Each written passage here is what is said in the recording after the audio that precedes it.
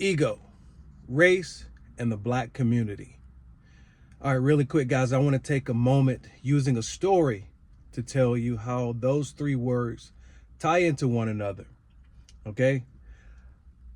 I want you guys to be sure to stick around for the entire video. I'm going to keep it short.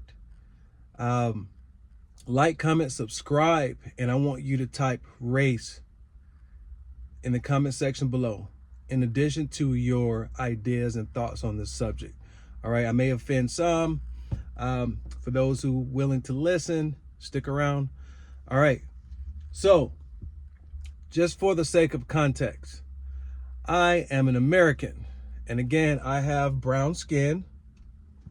Okay, I share the background, I share a lot of the experiences that a lot of you guys share, but at the same time, I am different.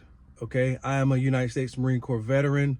I'm a real estate broker, contractor, things that, you know, most of you may know if you've stuck around or been to the channel before. I'm a father. I am a lover of God. Okay, I'm a community leader. All right, I'm an educated guy in the area of politics and so many others. Okay, and I say that to offer some insight as to who I am. Not that they're extremely important. All right, so here's the story. A day ago, actually yesterday, I'm in my yard working. I live in the metro Atlanta area in a very decent suburban area, suburban neighborhood. All right, to be exact, a lot of my neighbors are of a different culture. They're, you know, older white people, a lot of Indian people. It's a nice area, okay? I'm in my yard raking leaves. I got on a red Marine Corps shirt. It says it's red and it has orange Marines on it. You've probably seen me wear it. You've probably seen another Marine wearing the shirt. I'm raking up some leaves, getting rid of the fall thatch, just cleaning up a little bit. It's around 5 or 6 o'clock, and this older couple, about my parents' age, I want to say late 70s, late early 70s. All right, I'm raking leaves, and this white couple, they're walking down the hill, and very friendly neighborhood. They say, "Hey, good afternoon," and I say, "Good afternoon" back. The wife says, "It's a never-ending job, huh? It's never ending." And I said, "That's right. All right, not with all these trees." And then she says, as they're walking by, she says, "Job stability." Okay. She says, yeah, job stability. All right. I know what that means. That means the more work, the more you stay employed. All right. So her saying that, I started to reason, okay, in her mind, I was an employee. I was working for the person who owns the home. Okay. In that case, it would be me, my wife and I. So all these thoughts are going through my head. This lasts a matter of seconds, 5 or 6 seconds. Okay. As she says that, I'm turning around, I'm still working. There was a hint of offense in there. Okay. No rage, no vitriol, no anger, but that was a little offense taken. Okay. These are neighbors. I'm thinking, yeah, I know, you got to get it done. Something of the sort. But she says, yeah, job stability. So as I process, the dialogue between us, I'm thinking, the ideas play back in my head. What would my response have been years ago? Okay, I'm in my 40s. I've accomplished so much. I've owned many homes before. I've bought many homes, bought land. I'm a real estate developer and all these good things. So at my age, after I got over the initial offense, the minor offense, I wasn't enraged or anything, but as I process all this, I say, man, a few years ago, I would have been highly offended. I would have, this would have bothered me for days. I would have responded in some type of, maybe not immediately, but I would have, you know, who knows what I would have done. But I just know in my earlier years as a black man, this would have, you know, I would have internalized it and found some way to prove to myself that I had something to prove. Okay. And as I'm going through this dialogue internally in my head, I realized that from the shoes of a black person, there's so many that have gone out on a mission to prove that I am worthy. I'm one of you. I can afford what you can afford. I'm educated. I'm accomplished. All these things in my earlier years I would have, you know, thought.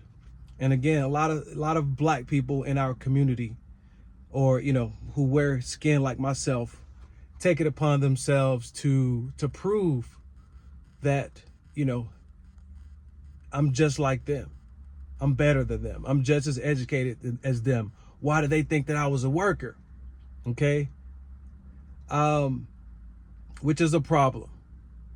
You know, a lot of black people, you know, people from the black community, they internalize, they have this low self-esteem from the history of our country, the history of our nature, you know, our nation. And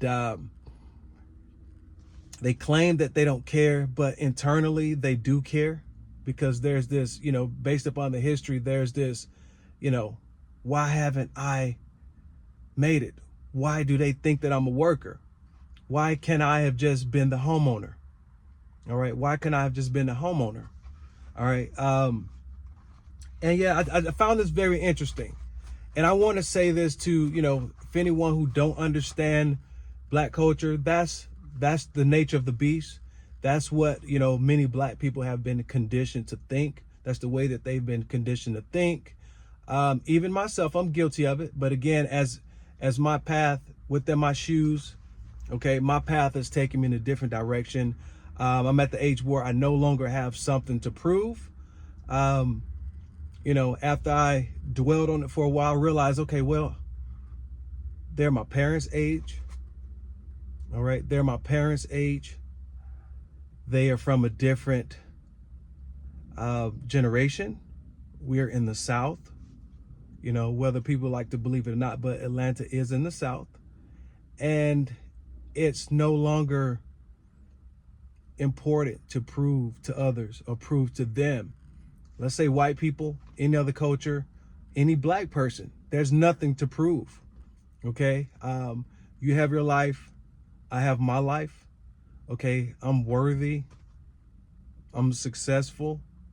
I am, you know, I am me. And I think that if so many other black people would, you know, go through the journey or just take the time to dwell on those points, that we could probably get to a place where people can stop being victim. We can start unifying. We can start, you know, we can go on this path that'll get everyone in their purpose, in their path, and stop dwelling on what other people think, and proving to the world that, you know, we've arrived. All right.